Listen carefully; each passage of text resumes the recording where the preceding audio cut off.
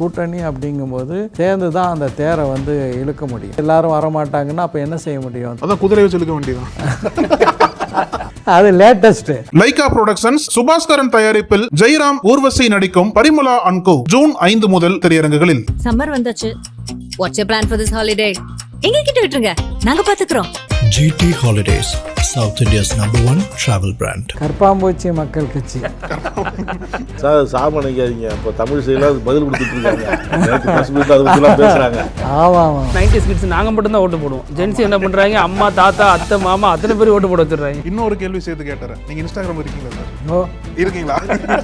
ஏன்னா அவர் இல்லை, அதனால தெரியல. ஆவைக்கால இருக்கக்கூடிய முஸ்தபா இருக்கார் பாருங்க, அவரு கூட எங்களுடைய திருவல்லிக்கேணி பகுதி மருத்துவ அணி செயலாளர். அதாவது பிடிஆர் எப்படி தோக்கடிக்கலாம் அப்படின்றத சொல்லி கொடுத்துருக்கீங்க. விஜய் வந்து திமுகவை பல வகையில் வந்து விமர்சித்து வரும்போது அதற்கு எதிர்வினை ஆற்றாத ஒரு நிலையில் என்ன ஆகிப்போச்சுன்னா, விஜய் சொல்கிறதெல்லாம் உண்மை அப்படின்னு மக்கள் நம்பக்கூடிய தாவைக்கா வேட்பாளர்களையே தோற்கடித்து வெற்றி பெற்றவர்களை ஒரு ஞானசானம் செய்து கீழே ராஜினாமா, கீழ்த்தளத்தில் மேல் மாடியில் வந்து அவங்களுக்கு ஞானசானம் செய்யப்பட்டு தாவேக்கா சால்வையை போட்டி உறுப்பினர் கார்டை வந்து கொடுக்கக்கூடிய ஒரு நிகழ்வு நடக்குது இல்லையா? இவங்கெல்லாம் வந்து தூய சக்திகளா? திமுக இன்றைக்கு ஆட்சியில் இல்லை அப்படிங்கிறதுனால இவ்வளோ நாள் தங்களுடைய வன்மத்தை உள்ளே அடக்கி வச்சுருந்தவங்க இப்போ அதுக்கு ஒரு அவுட்லெட், அதை வெளிப்படுத்தக்கூடிய ஒரு சந்தர்ப்பமாக இதை பார்க்குறாங்க. பேராசிரியர் ஜவாஹிருல்லா குறிவைக்கப்படுகிறாரா அப்படின்னு ஒரு கேள்வி வந்துச்சு. ஏன்னா திடீர்னு ஓராண்டு சிறை உங்களுக்கு ஒரு கோயம்புத்தூர் அந்த நிதி திரட்டின வழக்கில் அப்படி ஒரு தகவல் வருது. இன்னொரு புறம் உங்கள் கட்சி வந்து பதிவு செய்யப்படாத கட்சியாக அறிவிக்கப்படுது. அப்போ தமிழ்நாட்டில் இருக்கிற இஸ்லாமிய கட்சிகளில் அதிக நெருக்கடிகளை சந்திக்கக்கூடிய கட்சியாக ஒரே கட்சியாக நீங்கள் மாறினதை பார்த்தோம். நீங்களும் தனிப்பட்ட முறையில் குறிவைக்கப்படுறீங்கன்னா அது என்ன காரணமாக இருக்குன்னு நினைக்கிறேன்? இல்லை, நாங்கள் தொடர்ந்து நான் தெளிவாகவே சொல்லிடுங்க, அந்த பேட்டியில் சொல்லிக்கிறோம். நெருப்பலைகளை கடந்து தான் நாங்கள் வந்திருக்கிறோம். இதை விட மோசமான தாக்குதல்களுக்கெல்லாம் நாங்கள் இலக்காகியிருக்கோம். அதையும் கடந்து வந்திருக்கிறோம். நீங்கள் சொன்ன அந்த வழக்கு இருக்குது பாருங்கள், ஏதோ நாங்கள் அதை பற்றியும் தவறாக வேண்டுமென்றே திட்டமிட்டு தவறாக அதை திரித்து பேசுகிறார்கள். நாங்கள் உங்களுக்கு தெரியும், கோயம்புத்தூரில் நடைபெற்ற, அதாவது 1997 அங்கே முதல்ல ஒரு கான்ஸ்டபிள் செல்வராஜ் படுகொலை செய்யப்படுகிறார். அதுக்கு பிறகு தொடர்ந்து ஒரு கலவரம் நடக்குது. அதுக்கு பிறகு கோவை குண்டுவெடிப்பு சம்பவம் 1998 பிப்ரவரி 14 நடக்குது. அதை தொடர்ந்து பெரிய இழப்புகள். இந்த சூழலில் இந்த கலவரத்தால் பாதிக்கப்பட்ட அனைத்து தரப்பு மக்களுக்கு, வெறும் முஸ்லீம்களுக்கு மட்டும் இல்லை, அவர்களுக்காக வேண்டி ஒரு நிவாரண நிதிக்காக வேண்டி தனியாக கோயம்புத்தூர் முஸ்லீம் ரிலீஃப் ஃபண்டுன்னு ஒரு தனி நிதியை, அதுலேயும் கூட அந்த நிதியை ஆப்ரேட் செய்யக்கூடியவர்கள், அதை கையாளக்கூடியவர்களில் ஒருவர் நான் இல்லை. எங்கள் வேறு நிர்வாகிகள் தான் அதை தனியாக, அது எந்த வகையிலையும் அப்போ கட்சி கிடையாது, அமைப்பினுடைய நிதியாக அது போய்விடக்கூடாது, இது கோவை பாதிக்கப்பட்ட மக்களுக்காக வேண்டி வசூலிக்கிறோம், அது தனி வங்கி கணக்கில் இருக்கணும் அப்படின்னு சொல்லி தனி வங்கி கணக்கு ஆரம்பித்து அதை அந்த நிதியை திரட்டி அந்த மக்களுக்கு விநியோகம் பண்ணுறோம். அதில் முக்கியமான செய்தி என்னென்னா, அப்போ பிஜேபி ஆட்சி என்ன செய்யுதுன்னா, இந்த நிதியை பற்றி ஆய்வு செய்வதற்காக வேண்டி வருமான வரித்துறையை முதல்ல அனுப்புகிறாங்க. வருமான வரித்துறையினர் சென்னையில் எங்கள் வங்கி கணக்கு, எங்கள் அலுவலகத்தில் எல்லாத்துலேயுமே இப்போ சோதனையிட்டாங்க. கோயம்புத்தூருக்கு போனாங்க. நாங்கள் யாருக்கெல்லாம் நிதி கொடுத்தோமோ அவங்களுக்கு எல்லாமே காசோலை வழியாகத்தான் நாங்கள் நிதிகளை கொடுத்துருக்கோம். அதை பெற்றுக்கொண்டவர்கள் உண்மையிலேயே பாதிக்கப்பட்டவங்களாம். உதாரணமாக அவங்க வீடு சூறையாடப்பட்டதுன்னா அப்போ அதுக்கு ஒரு எஃப்ஐஆர் போட்டிருப்பாங்கள்ல. காயமடைந்தார்கள்னால் அதுக்கும் ஒரு எஃப்ஐஆர் இருக்கும், அவங்க மருத்துவமனையில் இருந்து சான்று இருக்கும். இதெல்லாம் வெரிஃபை பண்ணி அவங்க ஒரு அருமையான ஒரு இன்கம் டேக்ஸ் அப்பேலட் ட்ரிபுனல் ஒரு அருமையான தீர்ப்பு கொடுத்துச்சு. Every pie has been accounted for. ஒவ்வொரு நயா பைசாவுக்கும் இவங்க கணக்கு கொடுத்துருக்காங்க, அதனால் இவங்க மேலே எந்த நடவடிக்கை எடுக்க முடியாது அப்படின்னு சொல்லிட்டாங்க.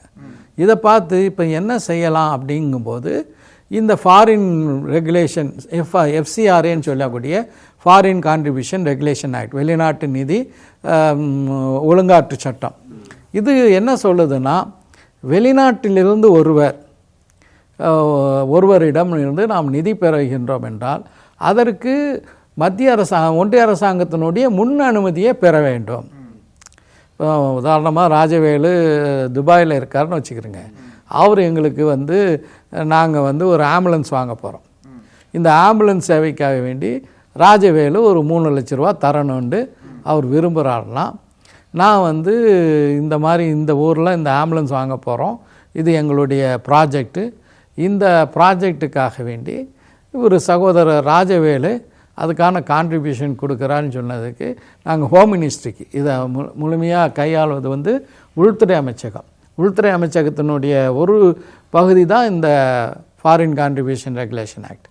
அவங்களுக்கு நாங்கள் வந்து முன் அனுமதி பெற்ற பிறகு, அவங்க முன் அனுமதி கொடுத்த பிறகு நான் தோழர் ராஜவேலுட்ட நீங்கள் வந்து அது குறிப்பாக வந்து இன்னொன்று என்னென்னா, இந்த வெளிநாட்டு நிதி வந்து தனி வங்கி கணக்கில் வைக்கப்பட வேண்டும். இப்போ உதாரணமாக எங்கள் தமிழ்நாடு முஸ்லீம் முன்னேற்ற கழகத்துக்குன்னு ஒரு வங்கி கணக்கு இருக்குது.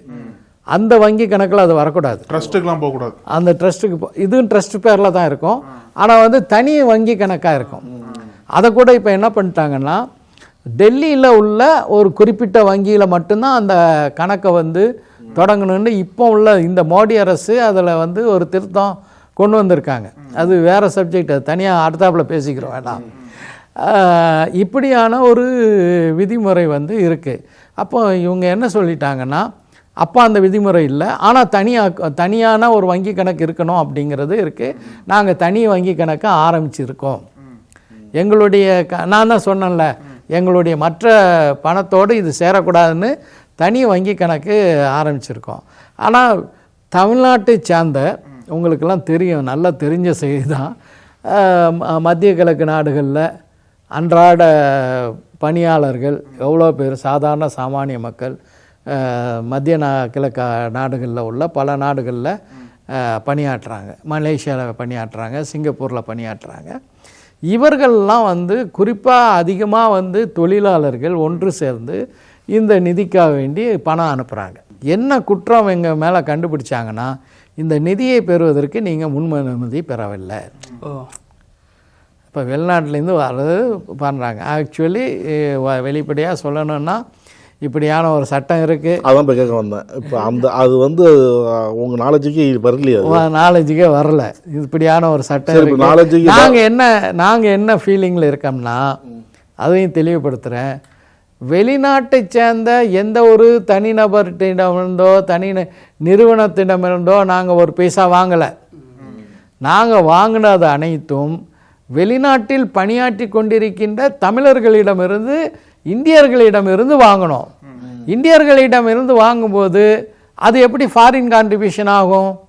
ஃபாரின் கான்ட்ரிபியூஷன் ஆகாது. இப்போ வெளிநாட்டில் சம்பாதிச்சு கொண்டு இருக்கக்கூடிய ஒருவர் அவருடைய குடும்பத்துக்கு கொடுக்கலாம், அவங்க ஊரில் இருக்கக்கூடிய ஒரு பள்ளிவாசலுக்கு அல்லது ஒரு சர்ச்சை புதுப்பிக்கிறதுக்கு அல்லது ஒரு கோயிலை புதுப்பிக்கிறதுக்கு பணம் அனுப்பலாம். பணம் அனுப்புனா அது எப்படி ஃபாரின் கான்ட்ரிபியூஷன் ஆகும்? ஆனால் இவங்க இந்த சட்டம் என்ன சொல்லுதுன்னா, அப்படி அனுப்புனாலும் யதார்த்தமான சொல்கிறேன், அப்படி நான் சொன்ன உதாரணம் வந்து ப்ராக்டிக்கல் உதாரணம். இப்போ உங்கள் ஊரில் ஒரு கோயில் இருக்குது, அந்த கோயிலை வந்து புதுசாக புதுப்பித்து கட்டுறீங்கன்னா அதுக்கு வெளிநாட்டில் இருக்கிற அந்த ஊரை சேர்ந்த ஒரு தமிழர் வந்து அந்த ஊருக்கு பணம் அனுப்புகிறான்னு வச்சுக்கிறீங்களேன், அதுக்கு வந்து அது எஃப்சிஆரே அட்ராக்ட் ஆகும். அந்த கோயில் நிர்வாகம் அதுக்கு முன்னாடி வந்து முன் அனுமதி பெற்ற பிறகு தான் அவங்க வந்து என்ன செய்ய முடியும், அந்த பணத்தை வாங்க முடியும். இது எல்லாருக்கும் பலருக்கும் தெரியாத ஒன்று. எங்களுக்கும் வந்து அந்த நேரத்தை நீங்கள் வந்து யோசனை பண்ணி பார்க்கணும். வந்து ஒரு பெரிய கலவரம் நடந்து கிட்டத்தட்ட 19 பேர் கொல்லப்பட்டு இருக்கக்கூடிய ஒரு சம்பவம். அது அப்போவே இருக்குது அந்த சட்டம்லாம். அப்போவே எஃப்சிஆர்ஏ ஆக்ட் அப்போவே இருக்குது. இதில் திருத்தம் தான் கொண்டு வராங்க. 1976லேருந்து அந்த சட்டம் இருக்குது. இந்த கோவை குண்டுவெடிப்பு, அதுக்கு முன்னாடி இந்த சம்பவத்தில் அவ்வளோ பெரிய பேரிழப்பு. இதில் ஒரு முக்கியமான ஒரு செய்தி என்னென்னா, நான் வந்து 1997 நவம்பர் 28, 29 30 இந்த சம்பவங்கள்லாம் நடக்குது. நான் வந்து டிசம்பர் 1 அங்கே கோயம்புத்தூரில் இருக்கேன். நான் நேரடியாக எல்லாவற்றையுமே பார்க்குறேன். அந்த 19 உயிர்கள், முஸ்லீம் உயிர்கள் கொல்லப்பட்டுச்சு பாருங்கள். அந்த எந்த விதமான சட்டம் ஒழுங்குக்கும் எந்த பங்கமும் இல்லாமல் அவர்களுடைய உடல்களை அடக்கம் செய்யக்கூடிய அந்த பணி என் தலைமையில் தான் நடக்குது. அப்போ நான் தான் தமிழ்நாடு முஸ்லீம் முன்னேற்ற கழகத்துக்கு தலைவர். மக்களை சாந்தப்படுத்தி, மக்களை வந்து அமைதிப்படுத்தி, எல்லா வகையிலையும் வந்து அதுக்கு வந்து இப்போ உதாரணமாக பின்னர் டிஜிபி ஆன ராதாகிருஷ்ணன் உங்களுக்கு தெரியும். அவர் தான் அன்றைக்கி வந்து போலீஸ் கமிஷனராக வர்றாரு. ஏற்கனவே அந்த சம்பவம் நடக்கும்போது இருந்த போலீஸ் கமிஷனர் வேறு, இவர் தான் போலீஸ் கமிஷனராக வர்றாரு. அவர் ஏற்கனவே திருச்சி சரக டிஐஜியாக இருந்தார். அப்போவுமே எனக்கு நல்ல பழக்கம்.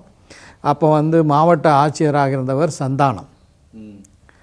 இப்போ கூட முதலமைச்சர் கடைசியாக ஒரு இதில் குழுவில் வந்து அந்த சந்தானமும் இடம் பெற்றார். அவரும் ஒரு நேர்மையான ஆஃபீஸர். அப்போ அரசு நிர்வாகத்தோடு சேர்ந்து மக்களை சாந்தப்படுத்தி அமைதிப்படுத்தி அவங்களுக்கு வந்து அரசாங்கமும் காம்பன்சேஷன் கொடுத்துச்சு. தமிழ்நாடு அரசாங்கத்தின் சார்பாகவும் அவங்களுக்கு வந்து வீடுகள் கட்டுவதற்கு அல்லது கடைகள் சூறையாடப்பட்டதுக்கெல்லாம் ஒரு நல்ல காம்பன்சேஷன். அப்போ வந்து கோகுலகிருஷ்ணன், நீதியரசர் கோகுலகிருஷ்ணன் தலைமையில் ஒரு ஆணையம் அமைக்கப்பட்டு அந்த ஆணையம் ஒரு நல்ல பரிந்துரையை கொடுத்துச்சு. அப்போ அந்த பரிந்துரையின் அடிப்படையில் இந்த நிவாரணங்கள்லாம், அதுக்கு முன்னாடி அரசு நிவாரணம் வர்றதுக்கு முன்னாடி அவங்க அடுத்த வேளை சோற்றுக்கு இடம் இல்லாமல் பெரிய பெரிய லட்சாதிபதிகள்லாம் இருக்கக்கூடிய ஒரு சூழலில் நாங்கள் வந்து இந்த நிதியை கொடுக்குறோம். அப்போது இந்த ரூல்ஸை ஃபாலோ பண்ணலை அப்படிங்கிறதுக்காக வேண்டி தான் ஓராண்டு சிறை தண்டனையை விதிச்சிருக்காங்க. அந்த வழக்கு வந்து இன்னும் நடைபெற்று கொண்டு இருக்கிறது. அந்த தண்டனை வந்து நிறுத்தி வச்சுருக்கோம் சட்ட ரீதியாக.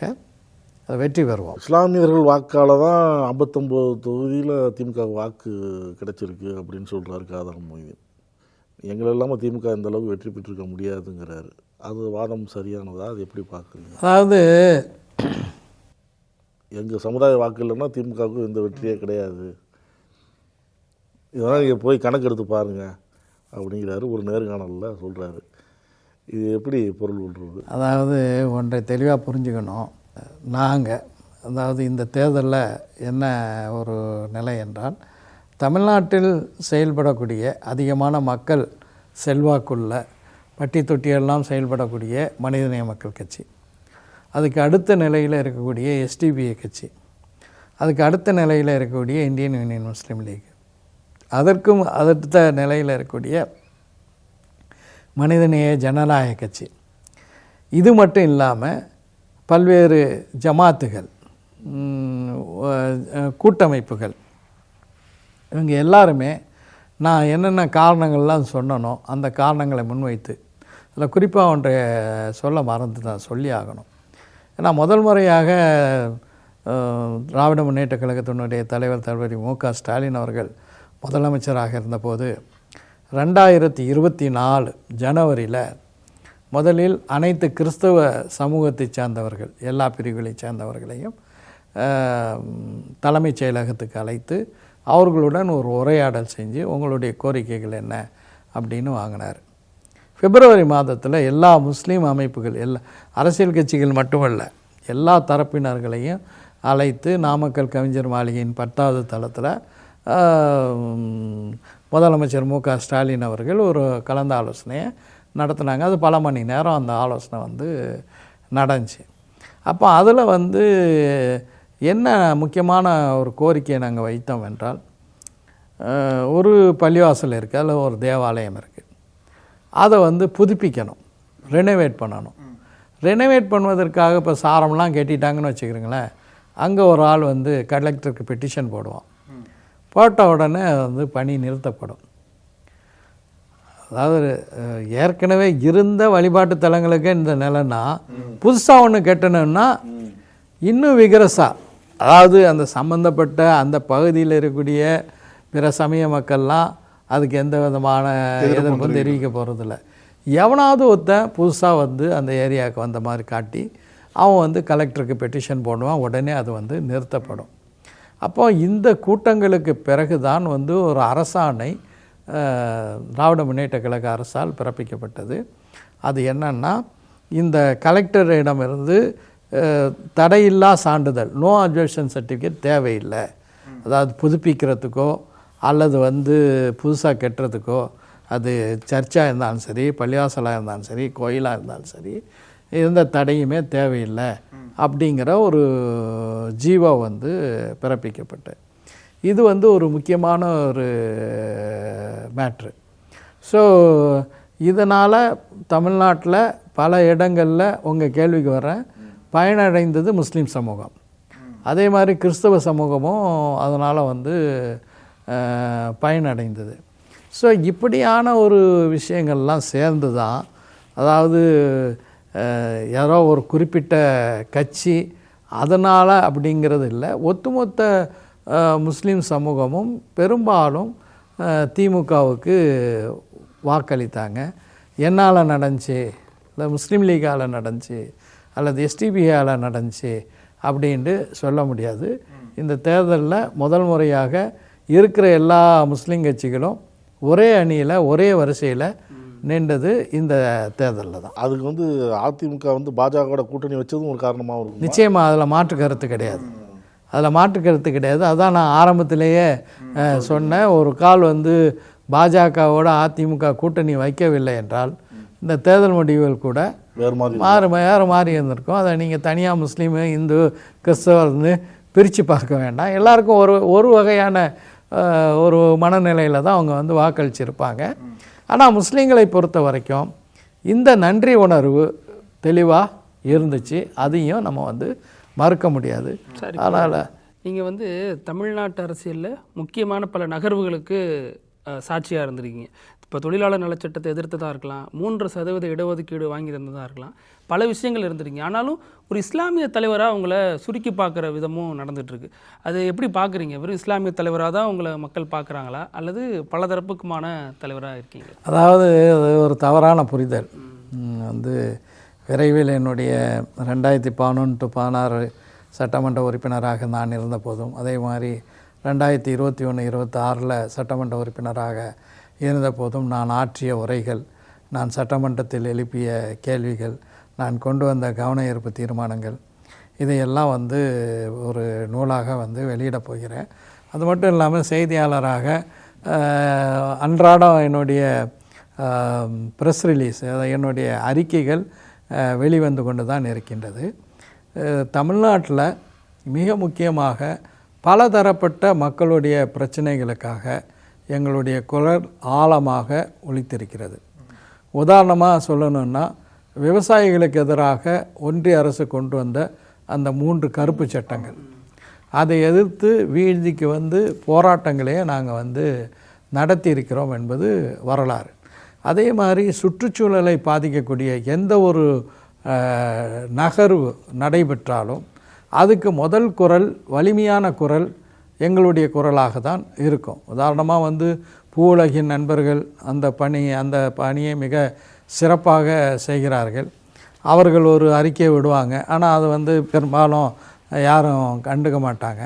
ஆனால் அது ஒரு முக்கியமான ஒரு நிகழ்வு சொல்லும்போது அதை வந்து நான் வந்து வெறும் அறிக்கையாக மட்டும் இல்லாமல் அது சம்மந்தமாக சட்டமன்றத்திலையும் பேசியிருப்பேன், அது தொடர்பான அதிகாரிகளை சந்தித்தும் அது தொடர்பாக பேசியிருப்போம், அல்லது அது தொடர்பான ஒரு போராட்டத்தையும் வந்து நம்ம வந்து நடத்தியிருப்போம். இப்படி பல செய்திகளை வந்து நான் வந்து சொல்ல முடியும். ஏராளமான முன்னெடுப்புகள் தமிழ்நாட்டு மக்களுக்கு பொதுவான விஷயங்களை வந்து நம்ம வந்து கையில் எடுத்து செஞ்சுருக்கோம். அதே மாதிரி பேரறிவாளன் உள்ளிட்டோருடைய விடுதலைக்காக வளமாக வலிமையாக எழுந்தது எங்களுடைய குரல். அதை வந்து வேணுமென்றே சுருக்கி பார்க்குறாங்க. ஆனால் நீங்கள் வந்து நான் சமீபத்தில் பாபநாசம் சட்டமன்ற உறுப்பினராக இருந்தபோது அந்த தொகுதியில் இருக்கக்கூடிய மக்கள்கிட்ட போய் கேளுங்க, இவர் எப்படிப்பட்டவராக இருந்தாருன்னு.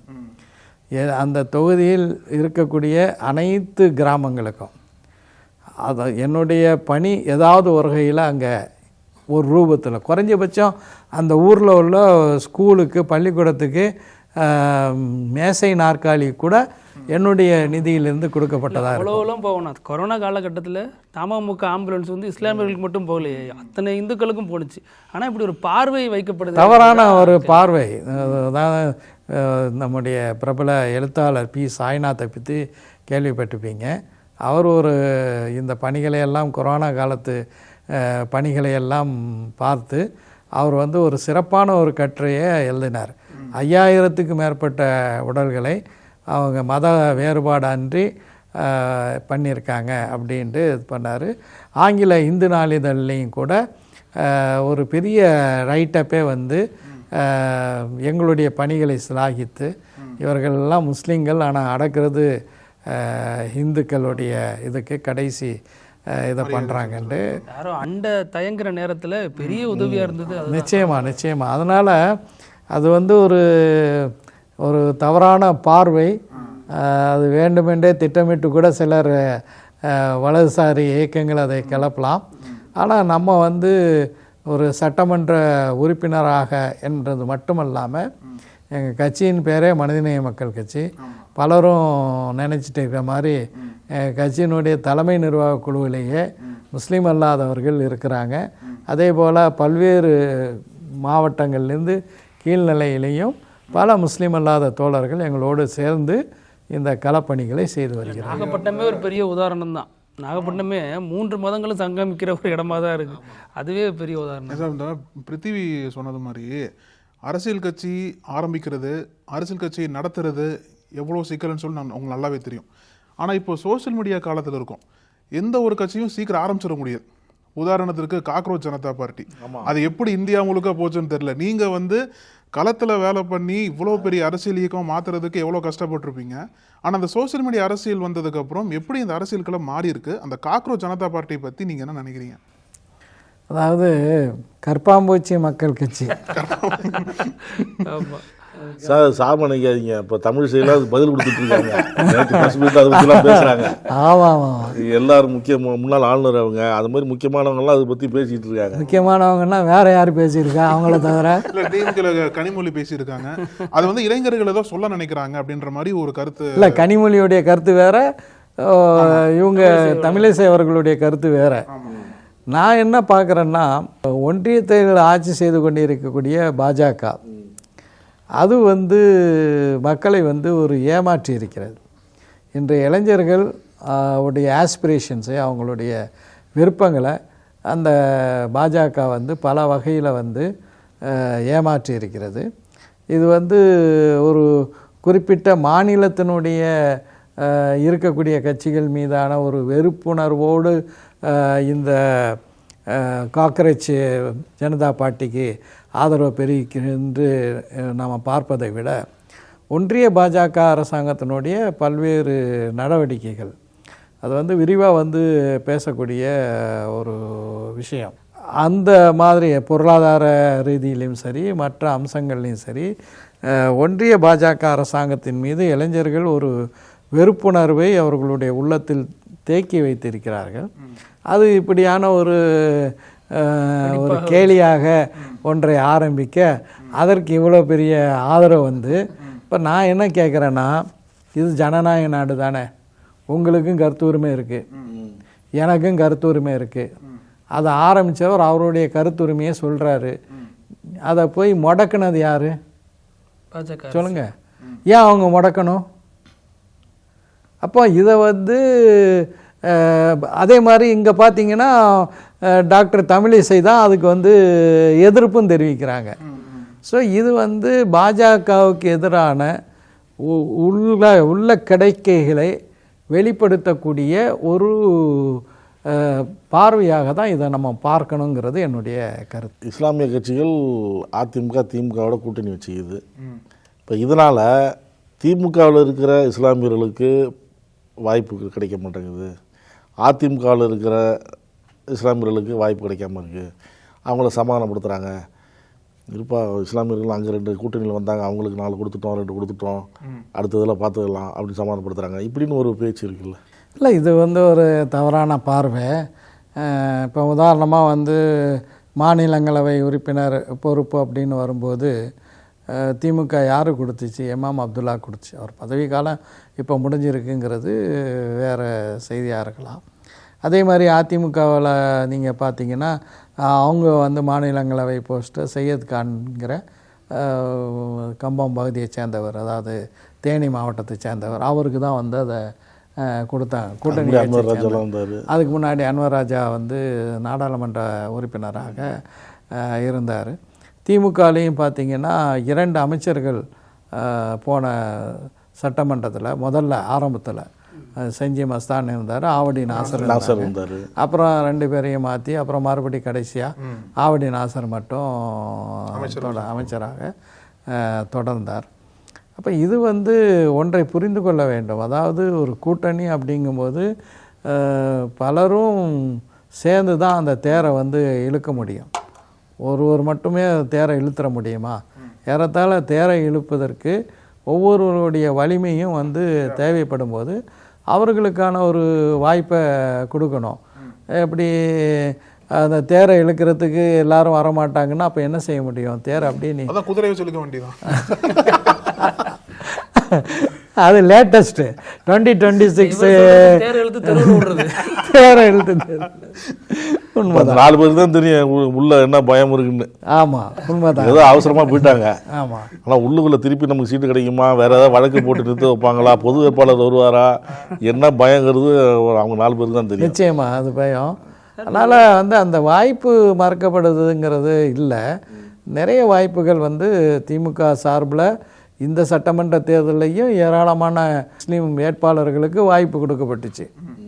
ஆனால் திமுக அணியில் வந்து எல்லாரும் வெற்றி பெற முடியல. வெற்றி பெற்றவங்க சில பேர் இருக்கோம், பல பேருக்கு வந்து அந்த வாய்ப்பு இல்லாத ஒரு சூழலாக போயிடுச்சு. சார், நீங்கள் ஃப்ரீயாக இருக்கிறப்ப என்ன செய்வீங்க? ஓய்வு நேரத்தில் புத்தகம் படிப்பேன்னு சொன்னீங்க. அதை தாண்டி சினிமா பார்க்குற பழக்கம் உண்டா? அல்லது நகைச்சுவை காட்சிகள் பார்ப்பீங்களா? பாடல் கேட்பீங்களா? இல்லை, அறிக்கை எழுதுறதுக்கே நேரம் சரியாக இருக்குமா? தினம் ஒரு அறிக்கை வருது. இப்போ நீங்கள் கொஞ்ச நேரத்துக்கு முன்னாடி சொன்னீங்கல்ல, அன்றாட சமூக விஷயங்களை பார்த்து சமூகத்துக்காக எல்லா தரப்புக்கும் அறிக்கை விட்டுட்டு தான் இருக்கிறோம்னு சொல்லிட்டு இப்போ வர்றப்போ கூட 1 ஹவருக்கு முன்னாடி அறிக்கை தான் வெளியிட்டு வந்தாங்க. இல்லை, முதல்ல வந்து பத்திரிகைகள் வந்து நான் நிறைய பத்திரிகைகள் படிப்பேங்க. ஆங்கிலத்தில் வரக்கூடிய பத்திரிகைகள், அது வந்து இப்போது இணையதளத்திலேயே வரக்கூடிய ஒரு சூழல் ஆகிப்போச்சு. அது இன்னொரு சப்ஜெக்ட் பேசணும். என்னென்னா இன்றைக்கி வந்து நீங்கள்லாம் பத்திரிகையாளர்கள்ங்கிற அடிப்படையில் பேசுகிறேன். இன்றைக்கி வந்து நம்ம வந்து பிரிண்ட் மீடியா காலத்தை கடந்து போயிட்டோம். பிரிண்ட் மீடியாவிலேருந்து அப்போ நம்ம பிறக்கும்போது நம்ம வளர்ந்த உங்கள் 2 பேருக்கும் அது விதிவிலக்கலாம், அது வேலையும் சேர்த்து சொல்கிறேன். நம்ம வந்து பிரிண்ட் மீடியா காலத்தில் பிறந்தோம். இப்போ பேப்பர் மட்டும்தான் ஒரே சோர்ஸு, வேறு எந்த சோர்ஸ் இல்லை. அஃப்கோர்ஸ் ரேடியோ இருந்தது. உதாரணமாக உலக ரீதியான செய்திகளை வந்து நம்ம கேட்கணுன்னா அன்றைய பிபிசியினுடைய தமிழோசை சங்கர் அவர்கள் இருந்தபோது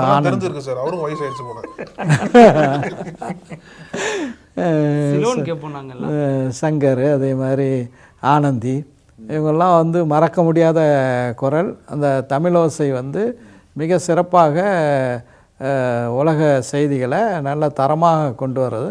அதே மாதிரி அவங்க வந்து வானொலியில் செய்யக்கூடிய ஆய்வு நிகழ்ச்சிகள் அதெல்லாம் ரொம்ப சிறப்பாக. நான் வந்து சிறிய வயதில் எங்கள் ஊரில் வளர்ந்து கொள்ளும் போது எங்களுடைய தாத்தா வந்து ரேடியோ பெட்டி தான் இருக்கும். அவர் கண்டிப்பாக இரவு 9:15 இந்த பிபிசி தமிழோசை வச்சுருவார். அதை கேட்டே வந்து வளர்ந்தோம். அப்புறம் வந்து அஃப்கோர்ஸ் நாம் சொன்ன மாதிரி பிரிண்டு மீடியாவும் ரேடியோ மீடியாவும் தான் இருந்துச்சு. அதுக்கு பிறகு வந்து நம்ம என்ன பண்ணோம், எலக்ட்ரானிக் யுகத்துக்கு போயிட்டோம். அதுதான் தொலைக்காட்சியினுடைய வருகை. இப்போ தொலைக்காட்சி வருகை தரும்போது தேட்டருக்கு போய் திரைப்படம் பார்க்கணுங்கிறது மாதிரி வீட்டிலேயே திரைப்படம் பார்க்கக்கூடிய ஒரு நிகழ்ச்சி. அப்போ முதல்ல தூர்தர்ஷன் மட்டும்தான் இருந்துச்சு. அப்போ அந்த தூர்தர்ஷனில் ஒளியும் திரைப்பட பாடல்கள் போடுவாங்க. அப்போல்லாம் வந்து எல்லாருடைய வீட்லேயும் தொலைக்காட்சி இருக்காது. கலைஞர் வந்து ஆட்சிக்கு வந்து 2006 அவர் வந்து இலவச தொலைக்காட்சின்னு தேர்தல் அறிக்கையை கொடுத்து அந்த தேர்தல் அறிக்கையை நிறைவேற்றி அதுக்கு பிறகு தான் எல்லாருடைய வீட்லேயும் தொலைக்காட்சி வந்துச்சு. அதுக்கு முன்னாடி பார்த்திங்கன்னா எங்கள் வீட்டில் வந்து இந்த ஒளி நிகழ்ச்சிக்கு மட்டும் இல்லை, இந்த கிரிக்கெட் மேட்ச் நடக்கும், அதை பார்க்குறதுக்கு என்னுடைய நண்பர்கள்லாம் வந்துடுவாங்க. ஒரு கிரிக்கெட்டு டெஸ்ட் மேட்சை வந்து நாங்கள் வந்து லைவாக வந்து பார்த்து கொண்டு இருப்போம். அதுக்கு பிறகு இந்த எலக்ட்ரானிக் மீடியாவிலிருந்து இப்போ நம்ம ஊடகத்தினுடைய 3வது யுகத்துக்கு வந்திருக்கோம். அதுதான் வந்து இந்த சோஷியல் மீடியா காலம், டிஜிட்டல் மீடியா காலமாக மாறி போயிடுச்சு. அப்போ இப்படியான ஒரு நிலையில் வந்து இன்றைக்கு ஒரு பக்கம் இந்த ஸ்மார்ட் ஃபோன்கள் வந்து ஒரு வகையில் பார்த்திங்கன்னா இளைஞர்களுக்கு, இந்த நிகழ்ச்சியை பார்த்து கொண்டு இருக்கக்கூடிய பெற்றோர்களுக்கு, படித்து கொண்டு இருக்கக்கூடிய மாணவர்களுக்கு சொல்கிறேன், எப்படி வந்து ஒரு கத்தியை வந்து மாம்பழத்தை அறுக்கிறதுக்கும் பயன்படுத்தலாமோ, மனிதனுடைய கருத்தை அறுக்கிறதுக்கும் பயன்படுத்துகிறோமோ, அதே மாதிரி மிக ஜாக்கிரதையாக கையாள வேண்டிய ஒன்று இந்த சோஷியல் மீடியா. இன்ஃபர்மேஷன், தகவல் எல்லையற்று போய்விட்டது. அதுக்கு வந்து எந்த தடையும் இல்லாத இந்த தகவல் போகும்போது அந்த தகவலை பகுப்பாய்வு செய்யணும் அப்படிங்கிறது ஒன்று. ரெண்டாவது, தவறான இணையதளங்களுக்கு போய் அதிலேயே சிந்தனையை ஓட்டி அந்த அறிவை மழுங்க வைத்து சதா நேரமும் கிளாஸில் டீச்சர் என்ன பாடத்தை நடத்தினார், அவர் இப்படி சொன்னார், அது இப்படி இருக்க அப்படிங்கிற மாதிரி அந்த பாடத்தின் மீதான அந்த கவனத்தை செலுத்துறதுக்கு பதிலாக வேறு நீங்கள் அரசியல்வாதிலிருந்து உங்கள் பழைய வாழ்க்கை பேராசிரியருக்கு ஊடுருவணும். இல்லை, நான் எப்போவுமே பேராசிரியர் தான், எப்போதுமே பேராசிரியர் தான், எப்போவுமே பாடம் நடத்த தான் செய்வோம். இல்லை, ஒரு மிகுந்த கவலையோடு நான் இதை சொல்கிறேன். இது வந்து எல்லா சமூகத்தினர் இதையும் பாதிக்குது. இப்போ வந்து நம்ம அடுத்த தலைமுறை சிறப்பாக இருக்க வேண்டும், சமூக பொறுப்புணர்வோடு இருக்க வேண்டும், மக்களுடைய முன்னேற்றத்திற்காக பாடுபடணும், மக்களுக்கு சேவை செய்யக்கூடிய மனப்பான்மையோடு வளரணும்னு நம்ம விரும்புகிறோம். நம்ம அந்த இப்போ இருக்கிற ஜெனரேஷனை நம்ம வந்து ஒன்றும் குறைத்து மதிப்பிடவில்லை. இந்த சினிமா குறித்து ஏன் கேள்வி எழுப்பணுன்னா, விஜயகாந்தா இருக்கலாம், அர்ஜுனா இருக்கலாம், இவங்களுடைய தேசபக்தி படங்கள் எல்லாத்துலேயுமே இஸ்லாமியர்களை தீவிரவாதியாக காட்டினாங்க. இப்போ விஜயினுடைய சமீபத்திய பீஸ்ட் படம் வரையிலும் இதே மாதிரியான தாக்கம் தான் இருந்துச்சு. சமீபத்தில் வெளியான துரந்தர் 1, துரந்தர் 2 இந்த படங்களும் மோடிக்கு, பிரதமர் மோடியின் புகழ உச்சத்துக்கு காட்டுறோம் அப்படின்னு இன்னொரு பக்கம் இஸ்லாமியர்களை தீவிரவாதிகளாக காட்டுறாங்க. இது சமூகத்தில் ஒரு தாக்கத்தை ஏற்படுத்த தானே செய்யும்? நிச்சயமாக ஒரு தாக்கத்தை ஏற்படுத்த தான் செய்யும். அது வந்து ஒரு அதில் வந்து மாற்று கருத்து இல்லை. அதுவும் வந்து சினிமாங்கிறது ஒரு பவர்ஃபுல் மீடியா, மிக பவர்ஃபுல் மீடியா.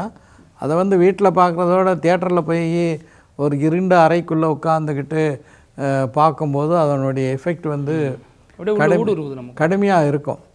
ஆனால் வந்து இந்த கடுமையான எதிர்வினைகள் முஸ்லீம் சமூகத்தில் கடந்த காலங்களில் நடந்துச்சு. உதாரணமாக விஸ்வரூபத்தில் மிகப்பெரிய ஒரு கடுமையான இதாச்சு. அதுக்கு பிறகு தமிழ் சினிமாவில் அந்த போக்கு வந்து பெருமளவுக்கு குறைந்து விட்டது. 1-2 வரலாம், ஆனால் அந்த அளவுக்கு அந்த காலகட்டத்தில் இருந்த மாதிரி இல்லை. அதனால் இப்போ என்னுடைய பார்வை என்னவென்றால், இந்த மாதிரி இந்த காலகட்டத்தில் வந்து எல்லாத்துலேயும் வந்து கவனம் செலுத்தக்கூடிய ஒரு சூழலில் விழிப்பாக இருக்க வேண்டியது இருக்குது. எங்கேயாவது தவறாக போனால் அதை சுட்டி காட்டி அதை பற்றி எச்சரிக்க வேண்டிய ஒரு நிலைக்கு நம்ம வந்து தள்ளப்படுறோம். இன்னும் சொல்லப்போனால், எப்படி மாணவர்களுக்கு ஸ்மார்ட் ஃபோன் வந்து உங்களுடைய நேரத்தை வந்து அப்படியே அபகரித்து விடக்கூடாதுன்னு சொல்கிறப்போ, அது அவங்களுக்கு மட்டும் இல்லை, நமக்கும் பொருந்தும். ஆமாம். ஜென்சிக்களை சரியாக புரிஞ்சுக்கிட்டோம்னு நினைக்கிறீங்களா? ஜென்சி இன்றைய இளம் தலைமுறையினர் உங்களுடைய ரூட்டில் வராங்கன்னு பார்க்குறீங்களா, அல்லது எப்படி அவங்கள தன் வயப்படுத்துறதுன்னு விவாதங்கள் நடக்குமான்னு கேட்குறேன் அரசியல் அரங்கில். இல்லை, ஜென்சிங்கிற ஒரு இது அவங்க மாறுபட்டு இருக்காங்க அப்படிங்கிற மாதிரியான ஒரு மாயை வந்து தோற்றுவிக்கப்படுகிறது. அவங்களுக்கு எதுவுமே தெரியாது அப்படின்னு நினைக்கவும் முடியாது. இன்னும் சொல்லப்போனால், ஒரு உதாரணத்துக்காக சொல்கிறேன், நமக்கு இருக்கக்கூடிய ஒரு விழிப்புணர்வை விட அவர்களுக்கு பல்வேறு விஷயங்களில் இன்னும் ஆழமான விழிப்புணர்வு நிச்சயமாக இருக்குது. அதில் வந்து மாற்று கருத்து இல்லை. அவர்களை நெறிப்படுத்தக்கூடிய வகையில் நெறிப்படுத்துறதுங்கிறதுக்கு அவங்களுக்கு சரியான ஒரு வழிகாட்டுதலை செய்யக்கூடிய ஒரு பொறுப்பும் கடமையும் நமக்கு இருக்குது. அதை விட்டுட்டு அவங்கள வந்து அப்படியே ஒரு என்ன செய்யக்கூடாது, ஆங்கிலத்தில் சொல்லுவாங்க we cannot simply discount them. அவங்கள ஒரு பொருட்டாகவே மதிக்காமல் அவங்க அப்படி தான் அவங்கள இது பண்ண முடியாது அப்படிங்கிற மாதிரியான ஒரு எண்ணம் நமக்கு இருக்கக்கூடாதுன்னு நான் கருதுகிறேன். இல்லை இப்போ திமுக, அதிமுக, உங்கள் கட்சியாக இருக்கலாம், இப்படி பலதரப்பட்ட கட்சிகளும் ஜென்சிக்களிடமிருந்து விலகி தான் நிற்குது. இன்றைக்கி தாவேக்கா தான் அந்த இடத்த ஃபுல்ஃபில் பண்ணியிருக்காங்க. அதற்கு அடுத்து நாம் தமிழர் இருக்குது, இளைஞர்கள் கூட்டத்தை அதிக அளவில். அப்போ ஜென்சிக்களை இவங்க ஈர்க்க இன்னும் முடியாமல் தவிக்கிறாங்கங்கிற ஒரு விமர்சனம் இருக்குது. அந்த தேர்தல் முடிவுக்கு அப்புறம் எல்லா கட்சிகளோட கவனமும் ஜென்சி பக்கம் தான் போகுது. அதுக்கு முன்னாடி அவங்கள கரெக்ட் பண்ணுறது என்ன செய்யலாம், அதுக்கான திட்டத்தை போடுங்க, வியூகத்தை அமைங்க அப்படின்னு எல்லா கட்சிகளும் அதில் தான் தீவிரமாக இருக்குது அப்படிங்கிற பேச்சு. இப்போ நாங்கள்லாம் 90s கிட்ஸ், நாங்கள் மட்டும்தான் ஓட்டு போடுவோம். ஜென்சி என்ன பண்ணுறாங்க, அம்மா, தாத்தா, அத்தை, மாமா அத்தனை பேர் ஓட்டு போட வச்சுடுறாங்க. ஓட்டு போட வச்சார். இன்னொரு கேள்வி சேர்த்து கேட்டுறேன். நீங்கள் இன்ஸ்டாகிராமில் இருக்கீங்களா சார்? ஓ இருக்கீங்களா? ஏன்னா அவர் இல்லை, அதனால தெரியல. இன்ஸ்டாகிராமில் இப்போ இல்லை, ரொம்ப நாளாகவே இருக்கேன். இன்னும் சொல்லப்போனால் நான் வந்து ராமநாதபுரம் சட்டமன்ற உறுப்பினராக இருந்த காலகட்டத்திலேயே சமூக வலைதளங்களில் ஆக்டிவாக இருக்கக்கூடிய எம்எல்ஏக்கள் அப்படின்னு ஒரு கட்டுரை எழுதினாங்க. அதில் என்னுடைய பேரும் இருந்துச்சு, முதன்மையாக இருந்துச்சு. அதனால் நீங்கள் இருக்கீங்க அப்படின்னா அட்மின் யாருன்னா இருக்காங்களா, நீங்கள் தான்? இல்லை, நானே. நீங்களே? அஃப்கோர்ஸ் எனக்கு அட்மின் இருக்காங்க. என்னுடைய தனிச் செயலாளர் ஒரு அட்மினாக இருக்கார், இன்னொரு நண்பர் இருக்கார். ஆனால் வந்து பெரும்பாலான போஸ்ட் வந்து நான் போடுற போஸ்ட்டு தான். சில நேரம் வந்து அலுவல்கள் இருக்கும்போது ஒரு எழுதி நீங்கள் இதை போஸ்ட் பண்ணுங்கன்னு நான் இது பண்ணுவேன் தவிர நான் தான் இருக்கேன். இப்போ இந்த கேள்விக்கே வருவோம். ஜென்சியின் பக்கம் வந்து இனிமேல் நீங்கள் கவனம் செலுத்த போகிறீங்களா, அல்லது தோழர் சொன்ன மாதிரி அரசியல் கட்சிகள் கவனம் செலுத்துது அப்படின்னு ஒரு கேள்வியை கேட்குறாங்க.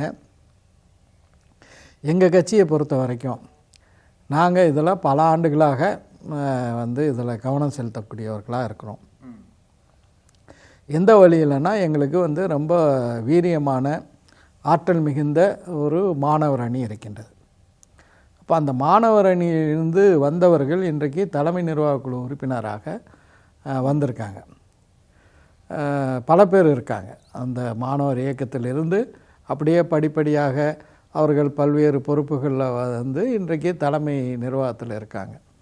எங்களுடைய அமைப்பு நிர்ணய சட்டம் இது இப்போ இல்லை, முன்னாடியே வந்து என்ன சொல்லுதுன்னா, மாவட்ட நிர்வாகம் உள்பட கிளையிலிருந்து மாவட்டம் வரைக்கும் உள்ள மொத்த தேர்ந்தெடுக்கப்பட்ட நியமனம் செய்யப்பட்ட நிர்வாகிகளில் 40 விழுக்காடினர் 35 வயசுக்கு கீழே இருக்கணும் அப்படிங்கிற ஒரு பைலாவை போட்டிருக்கோம். அதே மாதிரி தலைமை நிர்வாக குழுவில் இருக்கக்கூடிய மொத்த உறுப்பினர்களில் 40 வயதுக்கு கீழே 30 விழுக்காடு இருக்கணும். அதாவது இது வந்து குறைஞ்சபட்சம். அதுக்கு மேலேயே பல இடங்களில் இருப்பாங்க. முழுக்க முழுக்க இளைஞர்களாக இருக்கக்கூடிய மாவட்ட நிர்வாக அமைப்புகள் இருக்குது, எல்லாமே இருக்குது. இந்த தேர்தலுக்கு முன்னாடி வள்ளுவர் கோட்டத்தில் எங்களுடைய மாணவர் அமைப்பான சமூக நீதி மாணவர் இயக்கத்தின் சார்பாக ஒரு பிரமாதமான ஒரு மாநாட்டை நாங்கள் நடத்தினோம். அதில் வந்து அன்றைய துணை முதலமைச்சர் உதயநிதி ஸ்டாலின் தான் சிறப்பு விருந்தினராக பங்கு கொண்டு உரையாற்றினார். எனவே வந்து நீங்கள் ஜென்சியோட சரி, அது எல்லாரோடையும் நாங்கள் வந்து ஒரு ஆக்டிவ் ஒரு சிறப்பான தொடர்போடு தான் நாங்கள் வந்து செயல்பட்டிருக்கோம். இனிமேல் புதுசாக வந்து அதை பற்றி சிந்திக்க வேண்டிய ஒரு தேவை இல்லை. ஏன்னா அந்த அமீர் வந்து ஒரு சொன்னார் ஒரு இதில், இஸ்லாமிய கட்சிகள் எதிர்கால அரசியல் நலனை புரிந்து கொண்டு இளைஞர்களுக்கு வாய்ப்பு தரணும். சட்டமன்ற தேர்தலோ, நாடாளுமன்ற தேர்தலோ, உள்ளாட்சி தேர்தலோ, தேர்தலில் இளைஞர்களுக்கு வாய்ப்பு தரணும் அப்படின்னு சொன்னார். அவர் என்னுடைய நாங்கள் வந்து மதுரையில் ஒரு மாநாடு நடத்தினோம், அவங்களுக்கு தெரியும். மனிதநேய மக்கள் கட்சியின் சார்பாக கடந்த ஜூலை மாதம் நாங்கள் மதுரையில் ஒரு மாநாடு நடத்தினோம். அந்த மாநாட்டு தயாரிப்பு பணியில் இருக்கும்போது அமீர் வந்து என்னுடைய நெருங்கிய நீண்டகால நண்பர். அவருடைய அண்ணன் வழக்கறிஞர், அவரும் நல்ல நெருங்கிய நண்பர். எங்கள் வீட்டுக்கு நீங்கள் சாப்பிட வாங்க அப்படின்னு ஒரு விருந்துக்காக அழைச்சார். அப்போ போனோம். போகும்போது பேசினோம் அந்த மாநாட்டை பற்றி, மாநாட்டினுடைய தயாரிப்புகளை பற்றியெல்லாம் பேசினோம். ரொம்ப நேரம் பேசிகிட்டு இருந்தோம். அப்போல்லாம் வந்து அவர் இந்த ஆலோசனையே சொல்லலை. அவரே அந்த மாநாட்டில் பார்த்துருக்காரு. ஏராளமான இளைஞர்கள், மாணவர்கள் அந்த மாநாட்டில் பங்கு கொண்டதை அவரும் பார்த்துருக்காரு, அவருடைய அண்ணனும் பார்த்துருக்காங்க. அந்த மாநாடு முடிஞ்ச பிறகு தான் அவர் அந்த விருந்தை கொடுக்குறாரு. அப்போ வந்து அவர் வந்து ஏதோ ஒரு ரீதியில் அவர் வந்து அந்த கருத்தை சொல்லியிருக்காரே தவிர அவருடைய ஆலோசனை எங்கள் அமைப்புக்கு பொருந்தாது, வேண்டுமென்றால் மற்ற அமைப்புகளுக்கு பொருந்தும். நான் ஏற்கனவே குறிப்பிட்ட மாதிரி எங்களுடைய பைலாலேயே அந்த மாதிரி எழுதி வச்சுருக்கோம். இன்னொன்றையும் சொல்ல விரும்புகிறேன். 2011 நாங்கள் வந்து சட்டமன்ற தேர்தலில் போட்டியிடும்போது 3 தொகுதிகள் எங்களுக்கு தரப்பட்டுச்சு. அப்போ ராமநாதபுரம் தொகுதியில் நான் போட்டியிட்டேன். நான் வந்து கட்சியினுடைய தலைவர். தமீம் அன்சாரி அப்புறம் வந்து அப்போ வந்து அவர் ஒரு துணை பொதுச் செயலாளர். அவர் வந்து சேப்பாக்கம் திருவல்லிக்கேணி தொகுதியில் போட்டியிட்டார். 3வது நிர்வாகி அஸ்லம் பாஷா, அவர் வந்து அப்போ வந்து பிரிக்கப்படாத வேலூர் மாவட்டத்தில் வேலூர் மேற்கு மாவட்டத்தினுடைய தலைவர். அப்போ 3 ரேஞ்சில் இருக்கிற நிர்வாகிகள் போட்டியிட்டோம். இப்போ நான் மட்டும்தான் அப்போ வந்து வயதில் மூத்தவராக இருந்திருப்பேன். அதான் அன்சாரியும் சரி, அஸ்லம் பாஷாவும் சரி, அவங்க 30s தான் இருந்திருப்பாங்க. அப்புறம் 2016 சட்டமன்ற தேர்தல் நடக்குது. அதில் திமுக கூட்டணியில் தான் நான் சொன்ன மாதிரி கப்பன் சாசல் சின்னத்தில் போட்டிடுறோம். அப்போ வந்து 4 தொகுதிகளில் நாங்கள் வந்து போட்டிடுறோம். இந்த 4 சட்டமன்ற தொகுதிகளில் போட்டிடுறோம். அப்படி போட்டியிடும்போது நான் வந்து ராமநாதபுரம் தொகுதியில் போட்டிடுறேன். நாகப்பட்டினம் தொகுதியில் எங்களுடைய மாவட்ட தலைவர் ஜஃபர்லா போட்டிடுறாரு. அதே மாதிரி வந்து இதில் நம்ம தொண்டாமுத்தூர் தொகுதியில் கோவை சையது என்ற ஒரு தலைமை கழக பேச்சாளர் வந்து போட்டியிட்டார். அதே மாதிரி ஆம்பூர் தொகுதியில் விஆர் நசீர் அகமது போட்டியிட்டார். அவர் வந்து அந்த மாவட்டத்தினுடைய தலைவர். இதில் பார்த்திங்கன்னா எல்லாருமே நசீராக இருந்தாலும் சரி, செய்யதாக இருந்தாலும் சரி, ஜஃபர்லா இருந்தாலும் சரி, எல்லாருமே இளைஞர்கள் தான். அதனால் நிறைய தொகுதிகளை தந்தாங்க, எல்லாத்துக்கும் வந்து வாய்ப்பு கொடுத்தோம். 2021 என்ன ஆகிப்போச்சுன்னா, நம்ம அப்துல் சமத் எங்களுடைய பொதுச் செயலாளர் இருக்கார் பாருங்கள், இவர் தொடர்ச்சியாக 2009 ஒவ்வொரு தேர்தலையும் வேட்பாளருக்கு அந்த தொகுதி பொறுப்பாளராக பணியாற்றியிருக்கார். 2009 பணியாற்றிருக்கார், 11 பணியாற்றிருக்கார், 16 பணியாற்றிருக்கார். இடையில் வந்து 2014 நாடாளுமன்ற தேர்தலில் மயிலாடுதுறையில் போட்டியிடும் போது அப்போவும் தொகுதி பொறுப்பாளராக பணியாற்றிருக்கார். அப்போ தான் நான் வந்து வேடிக்கையாக சொன்னேன், இது வரைக்கும் மாப்பிள்ளை தோழனா இருந்தீங்க, இப்போ மாப்பிள்ளை ஆயிருங்க அப்படின்னு சொல்லி 2021 போட்டியிடக்கூடிய ஒரு வாய்ப்பு. அவரும் இளைஞர் தான். இப்போ 2026 எங்களுக்கு மறுபடியும் 2 தொகுதி தான் வந்து இந்த கூட்டணியில் கொடுத்தாங்க. நியாயமாக வந்து எங்களுக்கு 3 தொகுதி தந்திருக்க வேண்டும். சரி, நாங்களும் ஒரு கூட்டணி நலனுக்காக வேண்டி நிறைய கட்சிகளை வந்து சேர்த்து விட்ட ஒரு சூழல். இதில் சமீபத்திய உதாரணம்னா 3 இளைஞர்களோட பெயர் வந்து இப்போ சட்டமன்ற தேர்தல் இந்த பிறகு வந்து பெரிய அளவில் பேசப்படுது. ஒன்று ஷானவாஸ், இன்னொன்று தமீமுன் அன்சாரி, இன்னொன்று காங்கிரஸ்லேருந்து விலகிய அலிமல் புகாரி. இவங்க 3 பேரும் ஏதோ ஒரு வகையில் உங்கள் இயக்கங்களுடைய தொடர்புடையவங்களாக இருந்திருக்காங்க. இப்போ நீங்கள் இங்கேருந்து பார்க்குறப்ப எப்படி இருக்குது? நீங்கள் வளர்த்து விட்டவங்களா? இல்லை, இந்த சட்டமன்றத்திலே பார்த்தீங்கன்னா 3 பேர் எங்கள் பாசறையில் வளர்ந்தவங்க தான். அப்போ நான் ஒன்று, அப்புறம் அன்சாரி ஒன்று, அதே மாதிரி தாவேக்கால இருக்கக்கூடிய முஸ்தபா இருக்கார் பாருங்கள், அவர் கூட எங்களுடைய திருவல்லிக்கேணி பகுதி மருத்துவ அணி செயலாளராக இருந்தவர் தான். ஸோ வந்து ஒரு ஒரு பயிற்சிகளை பெற்ற ஒரு பள்ளிக்கூடத்தில் பயிற்சி முகாம் நடத்தி தேர்வாகி அவங்க வந்து போயிருக்காங்க. பேராசிரியராக இருந்துட்டு கல்லூரி பேராசிரியராக இருந்துட்டு அதுக்கப்புறம் கட்சியில் வந்து அரசியல் பேராசிரியர் உருவாக்கி அரசியல்வாதிகளை உருவாக்கி விடுறது. அதாவது பிடிஆர் எப்படி தோக்கடிக்கலாம் அப்படின்றத சொல்லி கொடுத்துருக்கீங்க. அப்படி இல்லை, என்னென்னா நம்ம வந்து ஒரு நல்ல எண்ணத்தில் எல்லாரையும் வந்து உருவாக்குறோம். நன்றி உணர்வோடு இருக்க வேண்டியது அவர்களுடைய கடமை. ஆனால் நம்முடைய பொறுப்பு நம்ம ஒரு நல்ல ஒரு சமுதாயத்தை உருவாக்கிட்டு சமுதாய பணியை செஞ்சுருக்கோம் அப்படின்னு ஒரு திருப்தி நமக்கு இருக்குது. இன்னும் நேரம் அதிகமாகிடுச்சு. இறுதியாக ஒன்று, தேர்தலுக்கு முன்பு தாவேக்கா இவ்வளோ பெரிய வெற்றியை அடையும், தாவேக்கா ஒரு நெருக்கடியை கொடுக்கும், நம்ம திமுக கூட்டணியை கொஞ்சம் அசைச்சு பார்க்கும் அப்படிங்கிற ஒரு யூகமோ எதுவுமே நினைக்கலையா? உண்மையிலே வந்து நான் மட்டும் இல்லைங்க, நீங்கள் வந்து என்ன கேட்குறீங்க, ஆனால் நான் பதில் சொல்கிறேன். பார்த்தீங்கன்னா நாகப்பட்டினத்தில் தான் முதல் நிகழ்ச்சியை விஜய் நடத்துகிறேன். கடுமையான ஒரு கூட்டம் அங்கே. அதுக்கு பிறகு திருச்சியில் நடத்துகிறாரு, அங்கேயும் சரியான கூட்டம். அப்புறம் வேலூரில் நடத்துகிறாரு. இப்படி அவர் போகக்கூடிய இடங்கள்லாம் ஒரு பெரிய கூட்டம் வந்துடுது. என்ன வழக்கமாக பேசிக்கிட்டாங்கன்னா, பெரிய கூட்டம் வருது ஆனால் ஓட்டு இல்லாத மக்கள் தான் வர்றாங்க, இதெல்லாம் ஒன்றும் பெருசாக வந்து ஓட்டாக மாறாது அப்படின்னு தான் வந்து பரவலாக நினைக்கிறாங்க. ஆனால் வந்து அது சாதாரண மக்கள் நினைக்கலாம். ஆனால் வந்து இவ்வளோ பெரிய ஒரு கூட்டம் வந்து திரு விஜய் அவர்களுக்கு வருவதை பார்த்து திமுக வந்து ஒரு பெரிய வியூக அமைப்பாளர்கள், பெரிய ஒரு தேர்தல் பணிகளை எப்படி செய்ய வேண்டும் என்பது குறித்து அறிவார்ந்த வகையில் செயல்படக்கூடிய ஒரு பெரிய குழுவை வந்து வச்சுருந்தாங்க. ஆனால் வந்து அவங்க வந்து என்ன நினச்சாங்கன்னா, இந்த அளவுக்கு விஜய் வந்து வரக்கூடிய கூட்டம் வாக்குகளாக மாறும் அப்படிங்கிறத கணிக்க தவறிவிட்டார்கள்.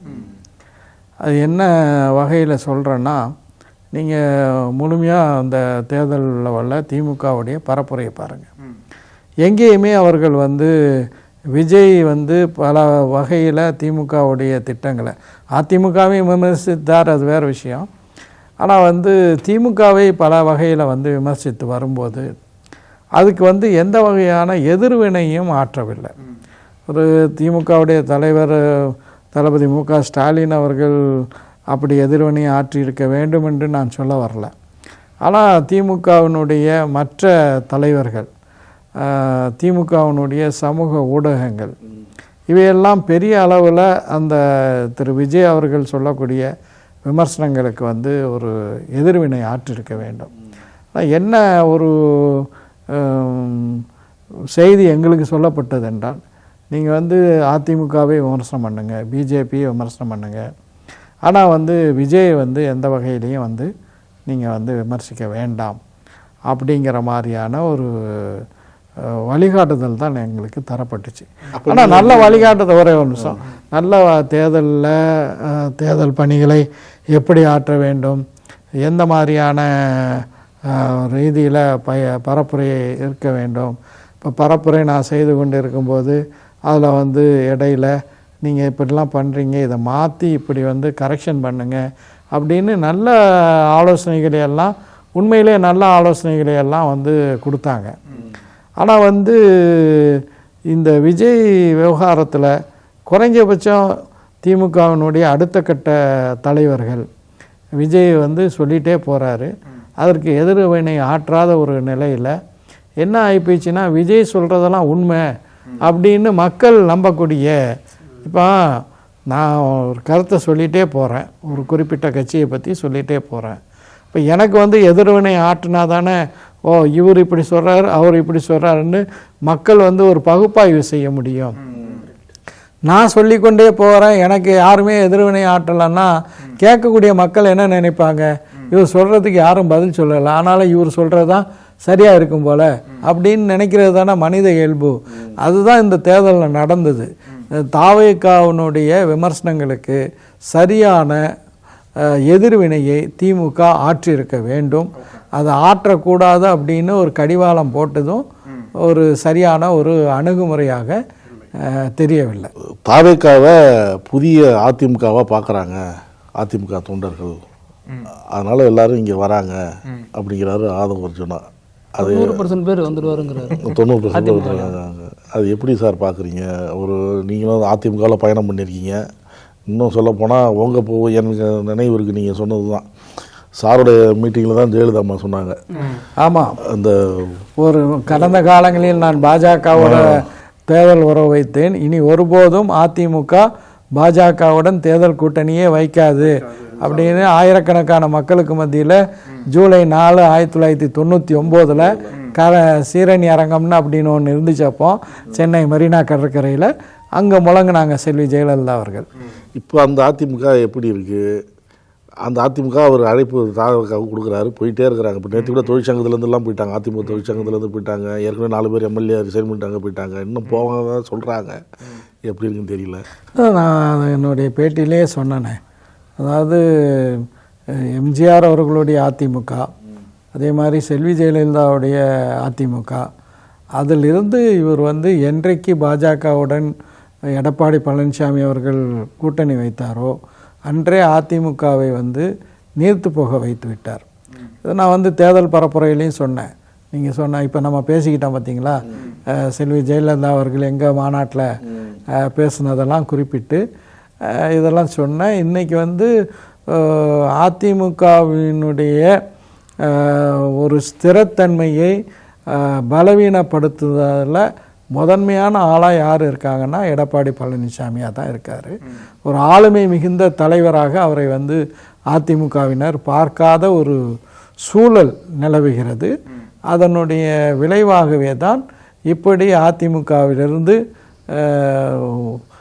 எம்எல்ஏக்களும் மற்ற பொறுப்பில் இருக்கக்கூடியவர்களும் தாவேக்காவை நோக்கி ஓடக்கூடிய ஒரு நிலை ஏற்பட்டு இருக்கிறது.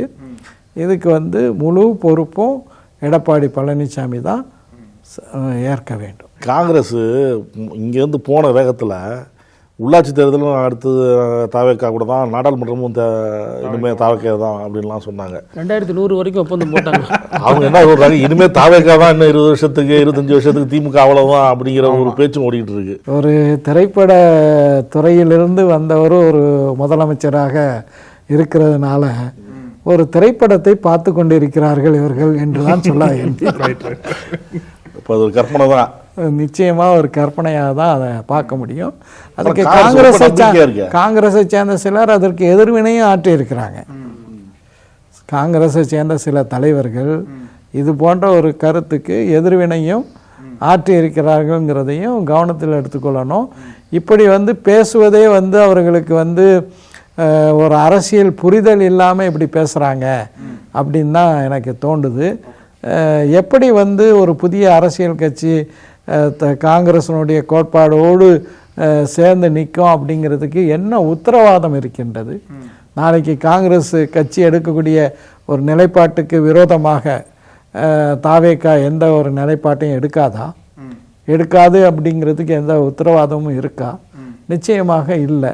இன்றைக்கே பார்த்தீங்கன்னா முதல்ல கூட்டணி இந்த ஆட்சி அமைப்பதற்கு காரணமாக இருந்தவர்கள் முதல்ல காங்கிரஸ், அப்புறம் இடதுசாரி கட்சிகள், அப்புறம் விடுதலை சிறுத்தை கட்சி, இவங்கெல்லாம் கூட்டணியில் சேர்ந்தாங்க.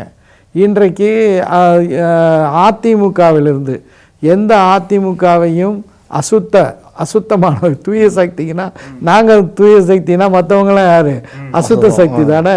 அதிமுகவை பலமாக விமர்சித்து தாவேக்கா வேட்பாளர்களையே தோற்கடித்து வெற்றி பெற்றவர்களை ஒரு ஞானசானம் செய்து கீழே ராஜினாமா, கீழ்த்தளத்தில் மேல் மாடியில் அவங்களுக்கு ஞானசானம் செய்யப்பட்டு தாவேக்கா சால்வையை போட்டி உறுப்பினர் கார்டை கொடுக்கக்கூடிய ஒரு நிகழ்வு நடக்குது இல்லையா? இவங்கெல்லாம் தூய சக்திகளா? இதுக்கு இதை இந்த ஆட்சிக்கு ஆதரவு கொடுக்கக்கூடிய விசிகா போன்ற தலைவர்கள் கூட அதை ஒரு வகையில் விமர்சனம் பண்ணியிருக்காங்க. அப்படியான ஒரு சூழலில் காங்கிரஸ் கட்சியை சேர்ந்த சிலர் இப்படி ஆரிடம் சொல்வது, நான் சொன்ன மாதிரி நல்ல ஒரு திரைப்படத்தை, அதாவது சில மக்களே சொல்கிறாங்க இப்போ தமிழ்நாட்டில் நடக்குது ஒரு கற்பனையில் இருக்கிற மாதிரி தெரியுது, இது நிஜ உலகமா, நிஜமா இது நடக்குதா, கற்பனை உலகத்தில் இருக்குமா அப்படின்னு என்கிட்ட சொன்ன பல பேரை நான் பார்த்துருக்கேன். நான் ஒன்றும் பேசல, அவங்களா சொல்கிறேன் தலைவரை என்ன இது பார்த்தாலே ஒரு கற்பனையாக இருக்குண்டு. அந்த மாதிரியான ஒரு கற்பனை உலகத்தில் தான் காங்கிரஸை சேர்ந்த சிலரும் இருக்காங்க போல. தொடக்கத்தில் நீங்கள் ஆரம்பத்தில் பேச ஆரம்பிக்கும் போது பல்வேறு திட்டங்கள் இந்த திமுக அரசு கொண்டாந்தது, குளத்தூருக்கே பார்த்தீங்கன்னா ஸ்டாலின் அவ்வளோ செஞ்சுருக்கிறாரு, இப்போ இன்னும் சில இதெல்லாம் சொன்னீங்க. இதெல்லாம் செய்யும்போது நாங்கள் இந்த தேர்தலை எளிதாக நம்ம அந்த திட்டங்களை சொல்லி தேர்தலை சந்தித்தோம், ஆனால் இந்த மாதிரி ஆயிடுச்சு. தேர்தல் தோல்விக்கு அப்புறம் திமுக வசைப்பாடுபவர்களும் அதிகமாகிட்டாங்களே, அதை எப்படி பார்க்குறீங்க? அது இயற்கையான ஒன்று தானே. எப்போவுமே ஒரு வெற்றி பெற்று இருக்கும்போது வெற்றிக்கு அடைந்த வழிகளில் இருக்கக்கூடிய தவறுகளை யாருமே யோசித்து பார்க்குறதில்ல. ஆனால் தோல்வி அடைஞ்சால் ரொம்ப ஆழமாக அதை பார்ப்போம். அதே மாதிரி திமுக இன்றைக்கு ஆட்சியில் இல்லை அப்படிங்கிறதுனால இவ்வளோ நாள் தங்களுடைய வன்மத்தை உள்ளே அடக்கி வச்சுருந்தவங்க இப்போ அதுக்கு ஒரு அவுட்லெட், அதை வெளிப்படுத்தக்கூடிய ஒரு சந்தர்ப்பமாக இதை பார்க்குறாங்க. உடன்குடியில் ஆரம்பித்து உங்களுடைய சிறு வயசு உடன்குடியில் இருந்து அதுக்கப்புறம் பல்வேறு பயணங்கள், சென்னை, வேலூர், அங்கே கல்லூரி, இதெல்லாம் இப்போ ஒரு எம்எல்ஏ ஆனதுக்கு அப்புறம் கடுமையான போட்டி இந்த தடவையும். இப்போல்லாம் அந்த கல்லூரியில் போய் பார்க்கும்போது உங்களுக்கு என்ன நினைவு தோணுது? இப்போ போனால் கல்லூரி பணியாற்றிய கல்லூரி, பிறந்த உடன்குடி, இங்கெல்லாம் போகும்போது நம்ம ஒரு அப்படியே ஒரு 40 வருஷம் முன்னாடி நினச்சி பார்த்துருப்பீங்களா இந்த மாதிரிலாம் ஒரு வாழ்க்கை வரும்னு? அப்படி நினச்சி பார்க்கல. ஆனால் சமீபத்தில் கூட வாணியம்பாடி இஸ்லாமியா கல்லூரிக்கு ஒரு நிகழ்ச்சிக்காக போனேன். அப்போ அங்கே இருந்த எனக்கு ரொம்ப ஜூனியர்களாக இருக்கின்ற பேராசிரியர்கள், மாணவர்கள் எல்லாரும் சேர்ந்து நான் முதலாக அந்த கல்லூரியில் நுழைந்து வகுப்பெடுத்த அதே வகுப்பறையில் ஏதாவது ஒரு பாடத்தை நடத்துங்க அப்படின்னு சொல்லி உண்மையிலே நடந்தது. அது சென்ற ஆண்டு நடந்தது. அது என்னுடைய முகநூலில் கூட பதிவு செஞ்சுருக்கேன். அப்படியான ஒரு சூழல். 3வது முறையாக சட்டமன்ற உறுப்பினராக தேர்ந்தெடுக்கப்பட்ட பிறகு இன்னும் சில நாட்களில் உடன்குடிக்கும் செல்லவிருக்கிறேன். உடன்குடியில் இப்போ நல்ல பதநீர், சுத்தமான பதநீர் அங்கே தான் கிடைக்கும். அந்த இளமை காலத்தில் அந்த பதநீரை குடித்த அந்த நினைவெல்லாம் நிச்சயமாக பசுமையானது. அதே மாதிரி சிறு வயதில் நாகூருக்கு சென்று இருக்கிறேன். அந்த நாகூர் தர்காவுக்கு பக்கத்தில் இருக்கிறவருடைய குளத்தில் குளிச்சிருக்கேன். அதுக்கு பக்கத்தில் இருக்கிற ஒரு வீட்டில் தான் தங்கியிருப்போம். ஆனால் அதே தொகுதியினுடைய சட்டமன்ற உறுப்பினர் ஆவண்டு நான் கற்பனையில் கூட எண்ணியது இல்லை. அப்போ வாழ்க்கை அதிசயத்தை பண்ணும், நம்ம காத்திருந்தா மட்டும் போதும் அப்படிங்கிறீங்க. விஜய் ஆர்எஸ்எஸ் பிள்ளையா இல்லையா, நீங்கள் என்ன நினைக்கிறீங்க? அது காலம் பதில் சொல்லும். ரொம்ப நன்றி சார். ரொம்ப நேரம் உட்கார்ந்து இதுவும் சாரோட வேற ஒரு பரிமாணத்தை பார்த்த மாதிரி. டீ கடையில் சூடான வடையும் 2 முறை சூடான பால் போடாத ஆனால் கருப்பட்டி போட்ட காப்பி தந்ததுக்காக நெஞ்சார்ந்த நன்றி. நக்கீரன் டிவிக்கு சப்ஸ்கிரைப் செய்யுங்கள். உங்கள் ஆதரவே எங்கள் பலம். ஆசிரியர்களுக்கு நண்பனாகவும் மாணவர்களுக்கு ஆசானாகவும் திகழும் தேர்வு வழிகாட்டி. ஒவ்வொரு பாடத்திற்கும் அனுபவமிக்க ஆசிரியர்களின் துல்லியமான தெளிவான விடைகள். CNC இருக்கு, தேர்வு பயம் எதற்கு? இது தீரன் பப்ளிஷிங் ஹவுஸ் விற்பனை வெளியீடு.